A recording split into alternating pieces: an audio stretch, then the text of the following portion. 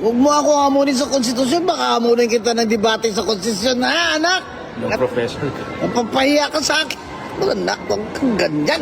Huwag mo ako challenge ng mga constitutional law, local government, election law. Huwag na.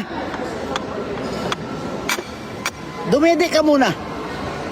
Si Rimulya Bago mo ba? ako i-challenge ng mga constitutional law na yan, Mario. Si Rimulya ba? Hindi mo kabatch? Halika. Debate tayo, Sandro. Yung kapi-kapi lang ba? Para ma-educate lang yung mga tao. I'll read the Constitution first before I speak. Halika, Sandro, debate tayo. Halika na, sige na. Bading ka kung ayaw mo. Halika na. Chance mo na to.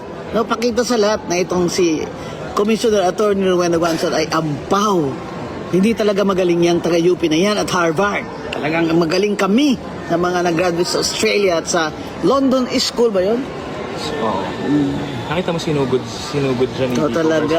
Halika na, Sandro. Nakita mo yung ginawa ni Kiko? Tapak-tapak mo naman akla pag wala ako dito. Hindi ka pala marunong magbasa eh. Sinabi ko ba na ikaw ang kandidato sa 2028? Sinabi ko ikaw dynasty. Sana dapat dynasty ka. Kawawa ka, wala nang boboto sa'yo.